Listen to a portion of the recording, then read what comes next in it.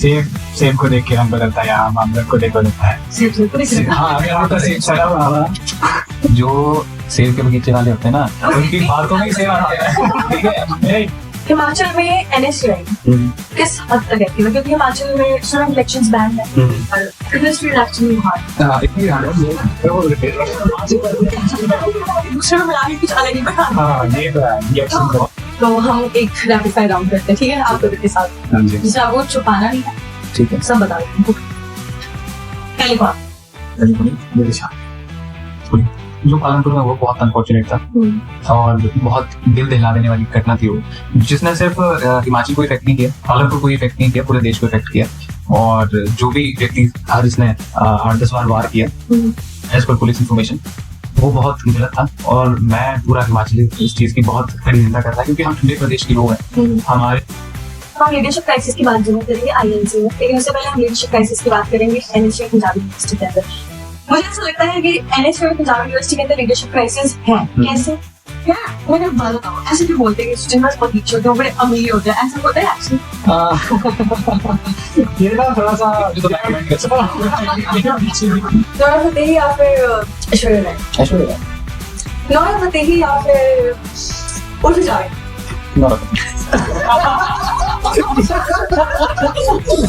सो hello Puneet. Hello Dinaz. Hi Ishaan. Hi Dinaz. कैसे हैं आप? बहुत बढ़िया, एकदम फर्स्ट क्लास। First class? बिल्कुल। लेकिन आपकी तो सेकंड ईयर चल रहा है ना? हाँ, MA में पॉलिटिकल साइंस में। आखिरी सेमेस्टर एकदम। अगर आप MA पॉलिटिकल साइंस कर रहे हो, तो आपको पॉलिटिशियंस वाली फील आई है कभी? नहीं, पढ़ते टाइम तो एडमिशन नहीं लाती है और क्लासरूम में पढ़ते हो आप? हाँ, सेकंड सेमेस्टर के बाद तो अपनी क्लास ही नहीं लगाई, कहाँ पढ़ते हो आप? ये लोगों के बीच र्यूमर है, ऐसा कुछ नहीं है। इसका परिणाम आप हमारे अटेंडेंस में देख सकते हैं। अच्छा, आपको फर्स्ट सेमेस्टर में कितने वो बने हैं परसेंटेज? देखो, कुछ चीजें ना डिस्क्लोज नहीं की जाती हैं। ज्यादा बन गए फिर कम बन गए? ज्यादा ही बन के ओके, सो आप मतलब स्टूडियस चाइल्ड रहे हो दोनों, या फिर मतलब नॉर्मल एवरेज? Blend average. आपको देख के तो लगता है कि आप एवरेज होंगे। देख के तो कई बार लोगों की गलत जानकारी लग जाती है ना, बट ऐसा तो चेहरे देख के थोड़ी सही लगता है। आप स्टूडियस नहीं बोल सकते हैं, मतलब काफी हद तक। और मतलब पॉलिटिकल साइंस में कब से आप दोनों का वो रहा है इंटरेस्ट? मेरा तो ना वैसे चाइल्डहुड टाइम से ही था। हाँ, सिंस फैमिली बैकग्राउंड। हाँ, ओके।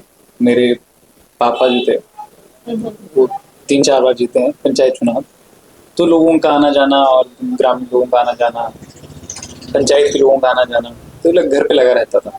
तो मेरा तब से ही काफी इंटरेस्ट था गवर्नेंस में, पॉलिटिक्स में, पॉलिसी मेकिंग में, इम्प्लीमेंटेशन में। तो मेरा बचपन से इंटरेस्ट रहा इन चीजों। Then I pursue graduation in political science right now. आपकी ग्रेजुएशन में पॉलिटिकल साइंस में? हाँ, ऑनर्स में। वाओ, मेरा फेवरेट सब्जेक्ट है पॉलिटिकल साइंस। बट मैं 12th तक मैं साइंस में था। हाँ, साइंस? क्यों? नॉर्मल। मेरे पापा जबरदस्ती। आपके मार्क्स कितने थे 10th में? आपको नॉन मेडिकल दिला दिया? नहीं, मार्क्स तो अच्छे थे, तभी दिलाया। कम लाने थे ना। और आप? मेरा ऐसा बचपन से कोई ऐसा पॉलिटिकल इंटरेस्ट नहीं रहा। मेरे फादर गवर्नमेंट एम्प्लॉय हैं, घर में सब ऐसे नॉर्मल ही है, कोई पॉलिटिकल बैकग्राउंड नहीं है। और 11th-12th में भी साइंस पढ़ी थी, क्योंकि केमिस्ट्री एक अच्छा लगता था सब्जेक्ट, और फिजिक्स भी थोड़ा बहुत अच्छा लगता था। बट फिर 12th खत्म होने के बाद जब ग्रेजुएशन करने की बारी आई, तो एकदम से समझ आया कि मेरे को साइंस अब नहीं पढ़नी है। पॉलिटिकल साइंस पढ़नी है। वो लेट समझ आता है, लेकिन वो समझ बाद लेट आया। और उस टाइम फिर जब चेंज मैंने किया, तो वही ना, आज एक तो हमारी सोसाइटी में ये धारणा बन गई है ना कि जो साइंस पढ़ता है वही एक अच्छा स्टूडेंट होता है। आर्ट्स वालों को समझा नहीं जाता है उतना। फिर जब मैंने साइंस से आर्ट्स में शिफ्ट किया, तो सब ने ताने मारे, तूने साइंस पढ़ा है, अब तू आर्ट्स क्या कर रहा है, क्यों पढ़ रहा है। बट लोगों को ये नहीं समझ आता कि आर्ट्स इतना वाइड सब्जेक्ट है, जो हर एक इंसान को पढ़ना चाहिए, हर एक स्टूडेंट को पढ़ना चाहिए। और आर्ट्स में कोई एक पॉलिटिकल साइंस सब्जेक्ट तो है नहीं। इसमें आपका सोशियोलॉजी है, साइकोलॉजी है, ज्योग्राफी है, सभी एक दूसरे से लिंक्ड है, इंटरकनेक्टेड है सारे साइंसेस से। अच्छा तो आप मुझे बताओ, निशांत आप बताओ, ये सवाल मेरा आपके साथ है कि आपने जैसे साइंस आप आर्ट्स की तरफ आए हो, आप भी सेम है ना, so what was the most funniest comment जो आपको लगा कि मेरे घर वालों ने मुझे ये चीज बोल दी है, ये क्या बोल रहे हैं अजीब सी बात। और जैसे करते हैं ना जब बच्चे चेंज करते हैं तो घर वाले कहते हैं, जैसे इन्होंने कहा अभी धारणा बन रखी है प्रॉपर, तो what was the most funniest comment जो आपको सुनने को मिला था, या फिर मोस्ट ऐसा कमेंट कि आपको सुनकर के लगे कि मुझे क्यों बोला जा रहा है ये? नहीं, बोला तो यही गया क्योंकि मेरे सारे जो दोस्त थे वो सारे साइंसेस के थे, मैं खुद भी नॉन मेडिकल का था, तो मेरे दोस्त चले गए सारे इंजीनियरिंग में, कुछ IITs में हैं, कुछ NITs में हैं, कुछ लोकल इंजीनियरिंग कॉलेजेस में थे। तो मेरे को साफ बोल दिया पिताजी ने कि जी अब तो दोस्त तो सारे चले गए, अब तू रह गया। तो बोलते हैं कि तू इंजीनियरिंग नहीं कर रही थी तो BSc में ले ले एडमिशन। फिर मैंने BSc में एग्रीकल्चर यूनिवर्सिटी में बेसिक साइंस में मैंने एडमिशन ले ली। उसके एक आधा महीने के बाद मेरे को लगा कि यार मेरे से तो साइंस पढ़ी दी जाएगी, तो पिताजी बोलते अब तेरे से BSc भी नहीं होगी, बीटेक तो चल तेरे से होनी नहीं थी, तो क्या करेगा। मैं क्या, मेरा इंटरेस्ट शुरू से ही मतलब क्योंकि मैं 10th तक मैंने सोशल साइंसेस पढ़ी थी, तो मेरे उसमें अच्छे मार्क्स भी अच्छे थे और मेरा जनरली इंटरेस्ट भी था काफी, ज्योग्राफी, पॉलिटिकल साइंस। तो फिर पिताजी बोलते कि अब क्या करना, तो पिताजी बोलते BA विद मैथ्स। मतलब ये होता है ना कि मैथ्स बहुत जरूरी है, ज्यादा जरूरी है। ये हर पेरेंट को ऐसा लगता है कि चलो ठीक है तुम आर्ट्स पढ़ रहे हो बट मैथ्स साथ में पढ़ो। हाँ जरूरी भी है, मेरी लाइफ को रिग्रेट ही है कि मैंने मैथ्स छोड़ दिए हैं। वो बढ़िया डिसीजन था। नहीं पर मेरे को तो बहुत ज्यादा रिग्रेट होता है, अभी आगे आने वाले इतने सारे एग्जाम है। बेसिक मुझे ऐसा लगता है कि बेसिक जो स्कूलिंग है उसमें मैथ्स 12th तक कंपलसरी हो जाना चाहिए, होना चाहिए। बेसिक साइंस भी बेसिक साइंस 12th तक की हो जानी चाहिए। उसके बाद बच्चे को ऑप्शन देने चाहिए कि आपको आगे क्या करियर के लिए चूज करना है। ओके तो बेसिक तो वैसे 10th तक भी पढ़ाया ही जाता है मैथ्स। हाँ लेकिन मुझे लगता है कि 12th तक बेसिक मैथ्स और साइंस और मैथ्स दोनों की कंपलसरी करता है। वो एक साइंटिफिक टेम्पर आपका क्रिएट करने में हेल्प करता है। हाँ, साइंस आपकी अप्रोच थोड़ी बदल जाती है चीजों को लेकर। आपने बोला कि आपको केमिस्ट्री पसंद थी, कैसे? ये आपको क्यों केमिकल्स मिलाना अच्छा लगता था? मुझे तो समझ में नहीं आता था क्या क्या बनाते हैं। मेरे सबसे कम मार्क्स पता नहीं उस टाइम जब 10th में आए थे ना, तो चीजों का ना साइंस की खास बात यह है कि आप उसको अपनी डे टू डे लाइफ से रिलेट कर पाते हो, प्रैक्टिकल होता है। हाँ तो ना जैसे आप एक एग्जांपल ले लो कि जब आप ना आपकी खाना गिर जाता है आपके कपड़े में, तो जब आप उसको साबुन से धोते हो तो उसका कलर बदल जाता है, है ना। तो ये चीज जब हमने एसिड बेसिस में पढ़ी तो वो साबुन बेस होता है और वो एसिडिक वो चेंज कर देता है टर्मरिक, क्योंकि एसिडिक बेसिक का वो, तो ऐसी चीजें करके इंटरेस्ट बन गया केमिस्ट्री में। 7th क्लास में तो मुझे थोड़ा बहुत बेसिक्स में वो लॉज ऑफ मोशन ये वो सो तो थोड़ा बहुत इंटरेस्ट रहा उस पे, ये रीजन रहा। Chemistry is actually hard. Actually hard है। मेरे सबसे कम मार्क्स 12th में केमिस्ट्री में केमिकल उठा के दूसरे में मिला के कुछ अलग ही बनाना है। हाँ ये तो है रिएक्शंस। और मैंने अपने स्कूल टाइम में सबसे ज्यादा डांट 12th में 11th 12th में किसी से सुनी है, and she is my one of the favourite teacher. अच्छा वो केमिस्ट्री वाली मैम सबसे ज्यादा। नाइस। तो आपके पास मतलब नॉन मेड था ना? हाँ कई होते हैं जो बोथ भी लेते हैं। नहीं वो तो फिर मेरी क्लास में वो अलग ब्रीड होती है। अलग ब्रीड। ओके सो पालमपुर से आप दोनों की स्कूल आपकी तो नहीं, शिमला से मैं है ना? हाँ और आप पालमपुर से। Okay that's nice. पालमपुर की खासियत क्या है? पालमपुर की खासियत ना पालमपुर के नाम से ही है। जैसे पालम का मतलब होता है पानी, ओके तो पानी के आसपास बसा हुआ एक क्षेत्र है। बाकी टी गार्डन है पालमपुर में जो पालमपुर की और भी शोभा बढ़ाते हैं। प्यारे प्यारे से है। और बाकी पालमपुर में बहुत सारी चीजें हैं, बहुत सारी प्लेसेस है घूमने के लिए और काफी चीजें हैं पालमपुर के बारे में। आप आइए पालमपुर एक बार। मैं आई हूँ। आए हो? कहाँ घूमे पालमपुर? चेकअप होता है मेरा वहाँ पे, और किसी काम के लिए नहीं आती। कहाँ पे? I do have some disease, तो नेशन क्लिनिक। अच्छा स्किन क्लिनिक। ये कहाँ पे? पालमपुर पे है। कोई सी है, कोई मिठाई की दुकान है, उसके सामने लाई करता है वो। और बहुत सी मूवीज की शूटिंग भी पालमपुर में। पालमपुर में कोई और सबसे फेमस बात पालमपुर की जो मैं हर जगह भूलता भी हूँ और मैं बहुत प्राउड भी करता हूँ इस चीज को लेके कि कैप्टन विक्रम बत्रा जी पालमपुर से थे। वो भी इसी यूनिवर्सिटी से ही पढ़े हैं। इसी यूनिवर्सिटी से पढ़े हैं। हमारे हॉस्टल में मेरी तो कॉलेज से पढ़े हैं। हाँ DAV कॉलेज पंजाब यूनिवर्सिटी। तुम्हारे कॉलेज हमारे हॉस्टल में ही रहे हैं, हाँ बॉयज हॉस्टल। बहुत nice nice that's really nice. Shimla की खासियत क्या है? सेब, एप्पल।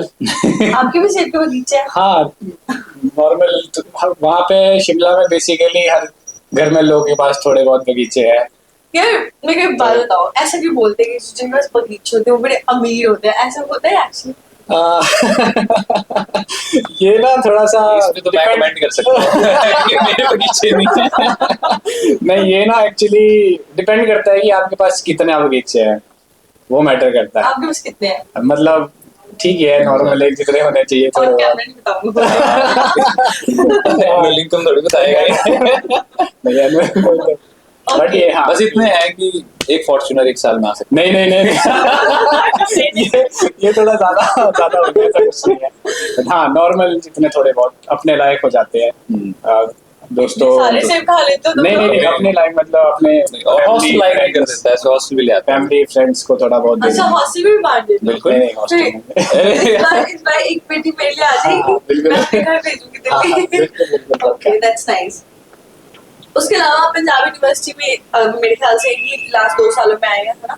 नहीं, मेरी बैचलर्स भी यहीं से हुई कहाँ से? है, आईसर। ऐसे डिपार्टमेंट? फिर ऐसे की फुल फॉर्म क्या है? Indian institute of social science and research. होती है रिसर्च वहाँ पे? हाँ, वो बेसिकली बनाया ही इस वजह से गया था कि ताकि बच्चे जो बच्चे आगे रिसर्च करना चाहते हैं, रिसर्च में पार्ट लेना चाहते हैं, पीएचडी करना चाहते हैं, उनको शुरू से ही रिसर्च कैसे करते हैं, क्या प्रोसेस होता है, उसका एक अलग सब्जेक्ट होता है, तो वो शुरू से ही पढ़ाया जाता है। आपके पास कितने सब्जेक्ट्स होते हैं? 9? हाँ, शुरू में बैचलर्स में 7, 8, 9 इतने तो सब्जेक्ट होते थे। इतना कैसे मत- पढ़ लेते थे? पढ़ लेते थे बस थोड़ा थोड़ा करके सबको। फिर साइंस के स्टूडेंट में पढ़ी हाँ। होंगे। मेहनत तो साइंस साइंस बैकग्राउंड रहा है इनका। Okay that's nice. तो अब आप आगे क्या चीज एस्पायर कर रहे हैं निशान? वैसे कुछ अभी तक ज्यादा सोचा नहीं है, लेकिन जो भी करेंगे अच्छा करेंगे, सोसाइटी के लिए जरूर करेंगे।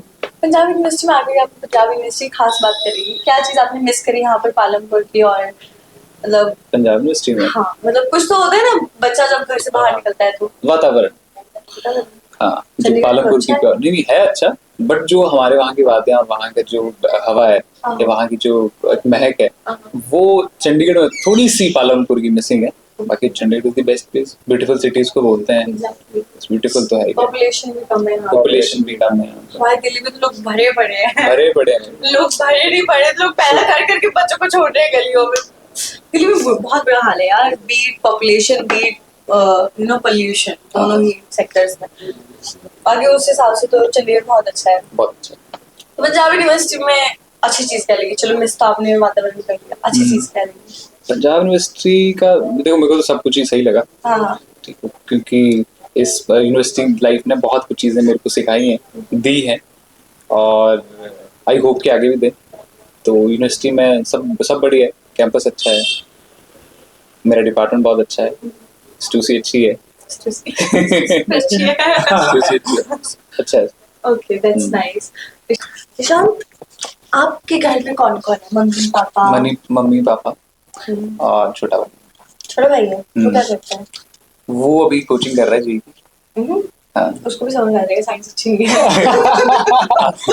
वहाँ भी साइंस पढ़ाई जा रही है। वही ना, वो थोड़ा पापा का ड्रीम पूरा कर रहा है, बड़े बेटे ने, ये तो छोटा। चलो ठीक है। और आपके घर में? मेरे दादी, हम्म, मम्मी पापा, मेरा बड़ा भाई, मेरी भाभी, मेरा नेफ्यू है एक, और सिस्टर थी, उसकी शादी हो गई रिसेंटली। आप भी कर लो फिर। नहीं, वो भी समय आने पे वो भी हो जाएगी। Okay that's nice. निशान, आप दोनों मतलब सोशली मतलब एक्टिविज्म वगैरह करते हैं? हाँ, काफी ज्यादा या फिर थोड़ा बहुत जितना हो जाता है? जितना हो जाता है, जितना हो जाता है। मतलब अब एक्टिविज्म पढ़ाई के साथ साथ और भी काफी चीजें हैं, तो कोशिश पूरी करते हैं कि हम एक्टिविज्म करें। जो छोटी छोटी चीजें हैं, डिमांड्स हैं स्टूडेंट्स की, यार आपको लॉ करने का प्लान है अभी? बिल्कुल प्लान है बिल्कुल। इसके बाद? इसके बाद तो डिपेंड करेगा, लेकिन हाँ, लॉ जरूर करूंगा। आज नहीं की जॉब के बाद करूंगा, जॉब से पहले करूंगा, मतलब कभी भी करूंगा, लॉ जरूर करूंगा। मुझे ऐसा लगता है कि लॉ करनी ही चाहिए। हाँ हाँ, बिल्कुल, लोगों को मुझे अपने लगता है कि rights हर का एक को पता करनी होना चाहिए लॉ, क्योंकि एक सोशल अवेयरनेस भी बिल्कुल फैलती है। बिल्कुल बिल्कुल। मेरे को ऐसा लगता है कि जो एक लीगल एस्पेक्ट है, हम्म, वो इंक्लूड हो जाना चाहिए हमारे सब्जेक्ट True. इंस्टीट्यूट्स में। लेकिन अभी तक नहीं है सब। नहीं है। बेसिक ही पढ़ाया जा रहा है, political science, history, economics, legal study, sociology, psychology, इन सब्जेक्ट्स की तरफ कोई देखता ही नहीं है। देखते हैं, सही बात। एग्जैक्टली। और बताएं निशांत, निशांत आपकी हॉबीज क्या है? Hobbies reading. रीडिंग किसको पढ़ते हैं आप? मेरे को शायरी पढ़ना पसंद है। आजकल किसकी शायरी पढ़ रहे हैं? आजकल तो नहीं पढ़ रहा। क्यों? आजकल टाइम नहीं लग रहा थोड़ा। आप तहजीब आप सुनते हैं? हाँ, हाफी को ही सुनता हूँ, मैंने बताया था आपको। मैं भी सुनती हूँ। नाइस। मेरी हॉबीज मुझे बास्केटबॉल खेलना बहुत पसंद है, मतलब आउटडोर एक्टिविटीज करना मुझे बहुत पसंद है। और इंडोर में मुझे इंटरव्यूज देखना बहुत पसंद है। संदेश भाटिया के अब से ललन दिवांशी टॉक के इंटरव्यूज देखना। जरूर देखेंगे। ओके, तो निशांत अगर आप मतलब सोशल एक्टिव हैं ही, एक्टिविज्म में, नॉन स्टूडेंट एक्टिविज्म में, मोस्ट प्रोबेबली आपका पॉलिटिकल इंटरेस्ट भी रहा होगा पार्टीज वगैरह में। सो यहाँ पर कौन सी पार्टी? देखिए, मेरा पॉलिटिकल जो ओरिएंटेशन है वो बचपन से है, क्योंकि मेरे पिताजी पहले पंचायत में रहे हैं, 3 बार वो चुनाव जीते हैं। तो एक घर में वो माहौल रहा है कि ग्रामीण आते हैं, कुछ समस्याएं होती हैं, कभी पिताजी जाते हैं, तो वो रहा है। उसके बाद स्कूल टाइम में भी मैं हाउस कैप्टन, स्कूल कैप्टन रहा हूँ। तो मेरे कीन इंटरेस्ट जो था वो पॉलिटिक्स में था या मैं बोल सकते हैं लीडरशिप में था ही। आफ्टर स्कूलिंग मैं ग्रेजुएशन में गया, फिर वहां पे मैं स्टूडेंट एक्टिविज्म में मैंने देखा कि क्या स्टूडेंट पार्टीज करती हैं, क्या कैसे चल रहा है, कैसे किसी के असेसमेंट लगवाई जाती है, कैसे कॉलेजेस के दरवाजे बंद किए जाते हैं, है ना। तो ये छोटी छोटी चीजें हमने की, कैसे इवेंट्स ऑर्गेनाइज करवाए जाते हैं। हाँ, प्रोटेस्ट इंक्लूडिंग हंगर स्ट्राइक्स। तो ये जो है वो चीजें मैंने वहाँ कॉलेज टाइम पे की। फिर उसके बाद पंजाब यूनिवर्सिटी आ गए, तो फिर पंजाब यूनिवर्सिटी में भी हमने NSI से, मैं पहले भी ग्रेजुएशन में भी NSI में रहा, मैं कॉलेज का इंचार्ज रहा हूँ NSI में। उसके अलावा भी बहुत सारी पोस्ट में रहा हूँ। उसके बाद पंजाब यूनिवर्सिटी में आने के बाद वो NSI में। That's nice. और आप पुनीत? मेरा तो बैचलर्स तक कोई सच इन पॉलिटिकली इन्फ्लुएंशियल नहीं था। बैचलर्स के बाद मास्टर्स में जब आए, फिर हमें रिशांत जी मिले, एज अ रूममेट मिले। तो नहीं, उन्होंने कैप्चर नहीं किया। वही ना कि सेब को देख के रंग बदलता है, या आम रंग को देख बदलता है। सेब को देख। हाँ, अगर आपका सेब सड़ा हुआ, जो सेब के बगीचे वाले होते हैं ना, उनकी बातों में ही सेब आता है। ठीक है? नहीं, मछली को देख के रंग बदलती है, बिल्कुल बदलती है। आप सागर आप ही बोल सकते हो, पेड़ को देख के रंग बदल लेता है। खरबूजे को देख के खरबूजा रंग बदलता है। ये मुहावरा है। हाँ, वो मुहावरा, मछली। हाँ, वो मुहावरा ही बेसिकली सही है। सेब वाले हैं, इनकी बातों में सेब और पैसे आते हैं, बस पैसे तो सेब से पैसे आते हैं। गुलाबी नोट की तो प्रिंटिंग ही बंद कर दी ना सरकार ने, बहुत कम कर दी उन्होंने। तो निशांत को जब मैंने देखा कि स्टूडेंट एक्टिविज्म बहुत जरूरी है, बैचलर्स तक मैं इतना इंक्लाइंड नहीं था स्टूडेंट एक्टिविज्म में, बट फिर धीरे धीरे करके स्टूडेंट एक्टिविज्म क्या होता है, कैसे हम इसको अपनी डे टू डे लाइफ में छोटे छोटे मुद्दों में, हॉस्टल से लेके डिपार्टमेंट के मुद्दों में कैसे हम अपनी बात रख सकते हैं अथॉरिटी के सामने, तो वो कहीं ना कहीं निशांत से मैं सीखा। तो ऐसे करते करते फिर किसी पार्टी को ज्वाइन करना, उसकी आइडियोलॉजिकली मेरी आइडियोलॉजी को कौन सी पार्टी सूट करती है, तो वो मेरी जो सेम आइडियोलॉजी मेरी NSUI के साथ बैठी। तो अभी पिछले इलेक्शंस में हमने खूब इलेक्शंस में पार्ट लिया, खूब NSUI को सपोर्ट किया, और हम इलेक्शन जीते भी। हम इलेक्शन जीते भी, खास बात ये। काफी ज्यादा हेक्टिक से इलेक्शंस रहे इस बार वाले जो थे, 23 वाले थका देने वाले इलेक्शंस थे। आप भी काफी एक्टिव थे इलेक्शंस में। मैं भी काफी ज्यादा एक्टिव, मैं भी NSUI पार्टी से ही एक्टिव थी। ओके। और खैर अब तो since I am running page, तो मैं एज सच पॉलिटिक्स में पार्टिसिपेट ही नहीं कर रही हूँ, बट ठीक है, फिर भी इंटरेस्ट, गो विद फ्लो। या एग्जैक्टली, जैसा हो रहा है होने दो, जो होगा देखा जाएगा, वो चीज है।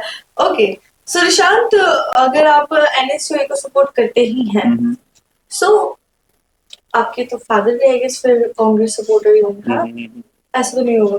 बिल्कुल बिल्कुल कांग्रेस सपोर्टर। हिमाचल में एनएसयूआई किस हद तक एक्टिव है? क्योंकि हिमाचल में स्टूडेंट इलेक्शंस बैन है, बट पार्टीज नहीं बैन है गेस, है ना? तो किस हद तक एक्टिव है? जैसे भी रिसेंटली पार्लियामेंट में एक इंसिडेंट हुआ, तो उस वक्त वहां पर एबीवीपी का बहुत ज्यादा रोष नजर आया, है ना? तो वैसा एनएसयूआई ने भी कुछ करा? देखो पता क्या है, पहले मैं पालमपुर के मुद्दे के ऊपर बोलूं कि जो पालमपुर में हुआ बहुत अनफॉर्चुनेट था और बहुत दिल दहला देने वाली घटना थी वो, जिसने सिर्फ हिमाचल को इफेक्ट नहीं किया, पालमपुर को ही इफेक्ट नहीं किया, पूरे देश को इफेक्ट किया। और जो भी व्यक्ति था जिसने 8-10 बार वार किया एज पर पुलिस इंफॉर्मेशन, वो बहुत गलत था। और मैं पूरा हिमाचली इस चीज की बहुत कड़ी निंदा कर रहा है, क्योंकि हम ठंडे प्रदेश के लोग हैं। हमारे हमारे बोली में, जैसे आपने बोला कि मैं बहुत शांत बोलता हूँ, तो हमारे प्रदेश के लोग होते हैं सौम्य होते हैं, एक शांत तरह के होते हैं। तो ये बहुत घटना जो थी वो बहुत ही दिल दहला देने वाली थी। सेकेंडली आपने बोला एबीपी बड़ी एक्टिव थी। हाँ। तो देखिए मेरा पर्सनल ये मानना है कि स्टूडेंट वो खुद भी लड़की स्टूडेंट थी, तो अगर किसी भी स्टूडेंट पे कोई ऐसी चीज होती है तो बिल्कुल ये स्टूडेंट्स का फर्ज बनता है, स्टूडेंट एक्टिविस्ट का ही फर्ज बनता है। ये एबीपी का भी बनता है, एनएसवाई का भी बनता है, अगर कोई और दूसरा तीसरा दल है उसका भी बनता है कि वो जो है वो प्रशासन तक अपनी मांग उठाए। लेकिन मुझे इस पे आपने पूछा कि एनएसवाई कितनी एक्टिव थी, तो एनएसवाई बिल्कुल एक्टिव थी। और ऐसा नहीं है, मुख्यमंत्री साहब खुद पालमपुर पीड़िता के परिवार से मिलने गए, उप मुख्यमंत्री जी खुद पीजीआई में उससे मिलने आए, और भी काफी लीडर्स जो है वो उनसे मिलने गए।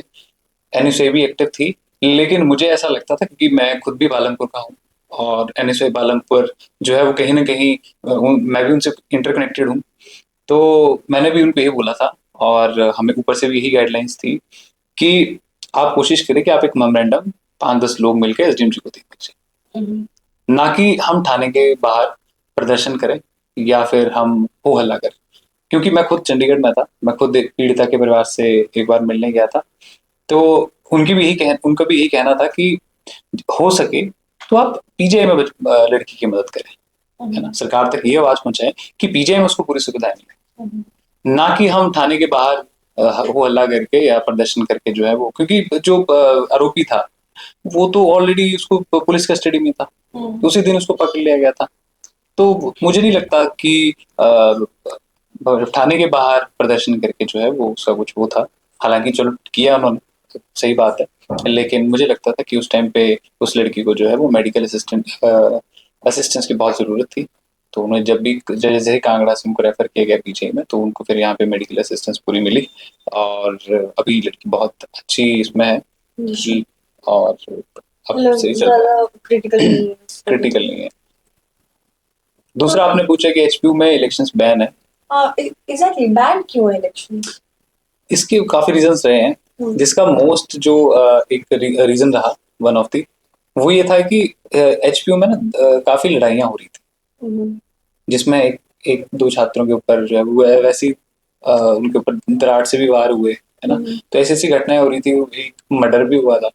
तो फिर उस टाइम पे जो भी सरकार थी, तो उनका ये था कि ऐसे जो है वो छात्र राजनीति में ऐसी चीजें नहीं होनी चाहिए, तो उन्होंने कुछ वर्षों के लिए जो है वो बैन लगा दिया था, जो कि हम इसकी पूरी मांग करते हैं कि जो बैन लगाया उन्होंने वो कम से कम अब हट जाना चाहिए।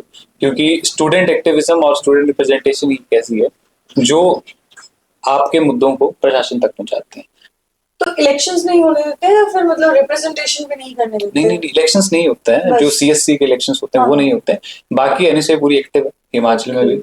हिमाचल में तो मेरे ख्याल एचपीएसयू, हिमसू ये भी एक्टिव है। नहीं, ये तो एक्टिव नहीं है, ये सिर्फ पंजाब यूनिवर्सिटी में है। हाँ जी, पंजाब यूनिवर्सिटी में एचपीएसयू और हिमसू जैसी पार्टीज को लाने के पीछे क्या रीजंस रहे होंगे? क्या लगता है आपको, जो पार्टीज हिमाचल में नहीं एग्जिस्ट कर रही हैं वो पंजाब यूनिवर्सिटी में क्यों एग्जिस्ट कर रही हैं?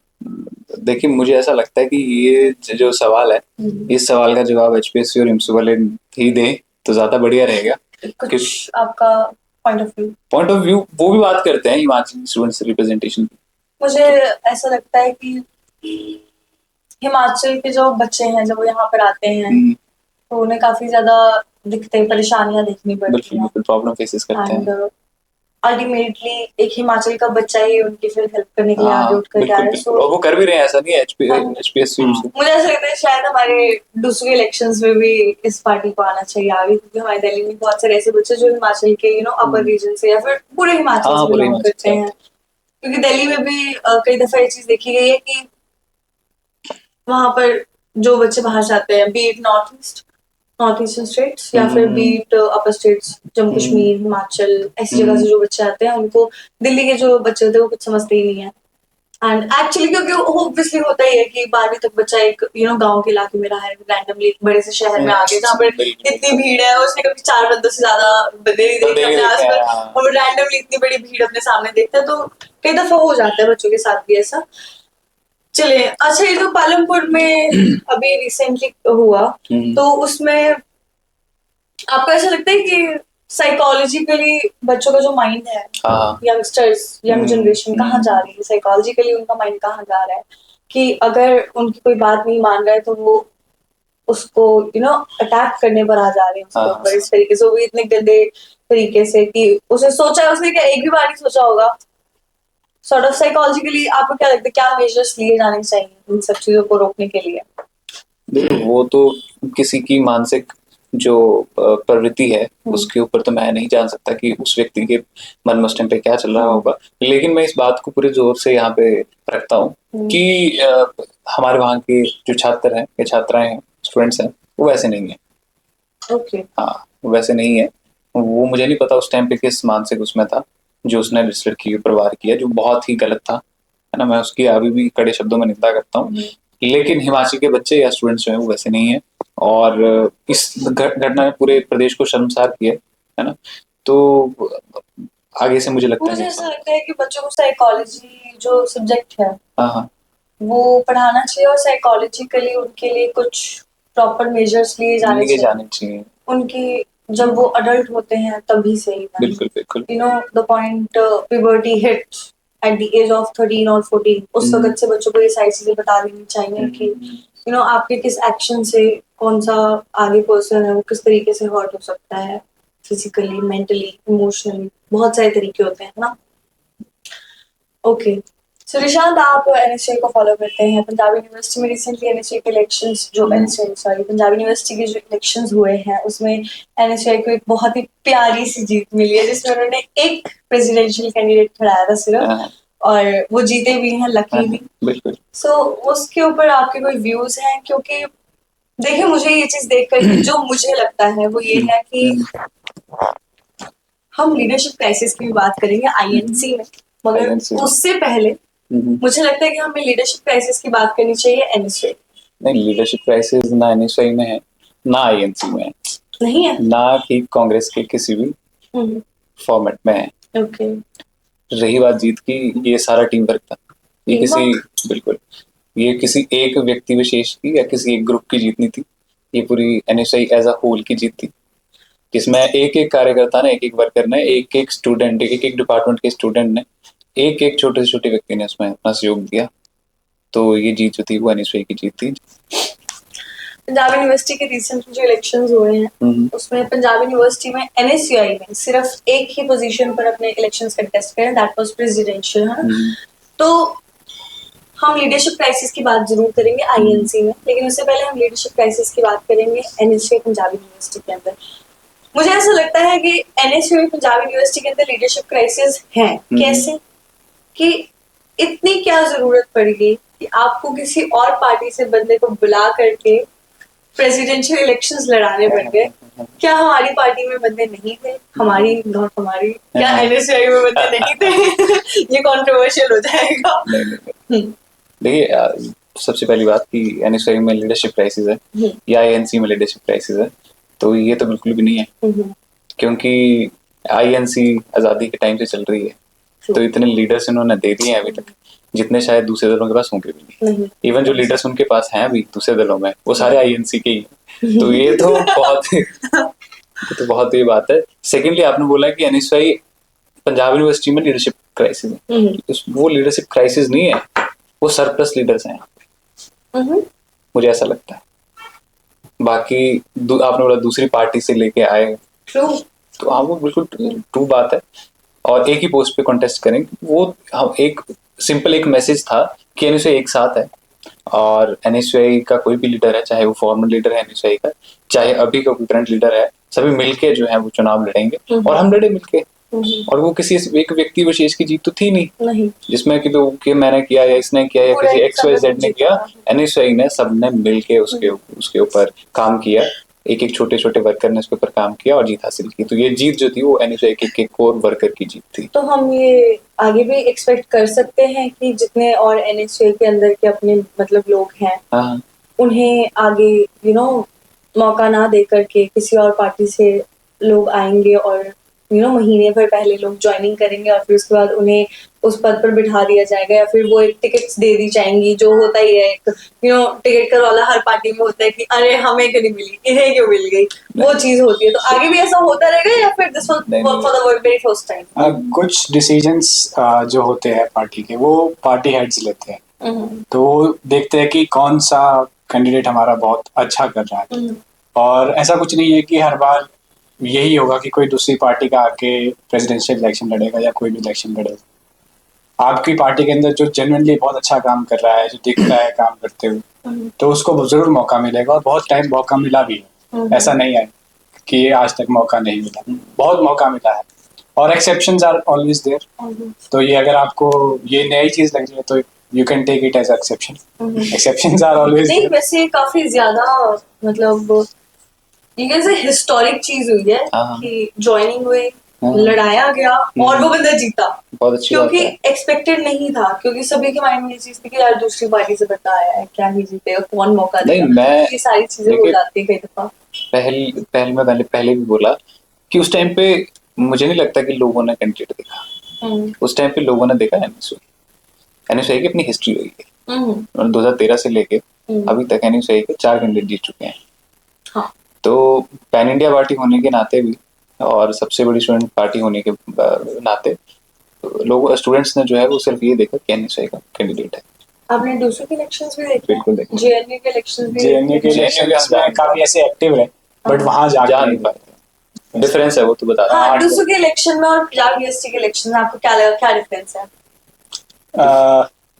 जो हमें बेसिकली सबसे बड़ा डिफरेंस तो यही लगा कि मनी पावर बहुत ज्यादा यूज हो गया स्टूडेंट पॉलिटिक्स में, बहुत, जो कि कहीं ना कहीं नहीं होनी चाहिए। वो चाहे पंजाब यूनिवर्सिटी की इलेक्शंस हो, चाहे डूसू के इलेक्शंस हो। पंजाब यूनिवर्सिटी के इलेक्शंस पे मनी पावर यूज हो रही है, मसल पावर थोड़ी बहुत यूज हो रही है, अभी तक उतना इन्फ्लुएंस है नहीं। बट डूसू के इलेक्शंस में मनी पावर और मसल पावर दोनों ही बहुत ज्यादा बड़े लेवल पे नेक्स्ट लेवल चलते हैं दूसरे इलेक्शंस। और यहीं अगर हम जेएनयू के इलेक्शंस की बात करें, वहां पे इतना मनी पावर नहीं, वहां पे आइडियोलॉजिकली इलेक्शंस होते हैं, लोग आइडियोलॉजिकली उठते हैं कि अपने अपने कैंडिडेट सकते हैं, अपनी अपनी पार्टी। बिल्कुल। तो ये डिफरेंस है डूसूपी और जेएनयू के इलेक्शंस में। जेएनयू के इलेक्शंस तो फिर काफी इंटेलेक्चुअल तरीके से डिबेटेबल इलेक्शंस है। मतलब वो एक्चुअली इलेक्शंस लड़ते हैं कि हाँ हम खड़े होंगे स्टूडेंट्स के लिए, उनके इश्यूज के लिए बेसिकली। हाँ, बट डूसू में अगर मुझे जो चीज मैंने पिछले कई सालों में नोटिस करी है, मैं पिछले 4 सालों से डूसू को नोटिस कर रही हूँ, क्योंकि पिछले 4 सालों से मेरा इंटरेस्ट पॉलिटिक्स में है। तो मैं ये चीज देख रही हूँ कि डूसू में बच्चों के लिए कोई नहीं खड़ा होता है। डूसू में स्टूडेंट जो खड़े हैं इलेक्शंस में, वो सिर्फ अपने पॉलिटिकल करियर के लिए खड़े होते हैं कि हम यहाँ से शुरुआत करेंगे और हम कहीं ना कहीं आगे जाकर के पहुंच जाएंगे, ये चीज होती है। बाकी निशांत,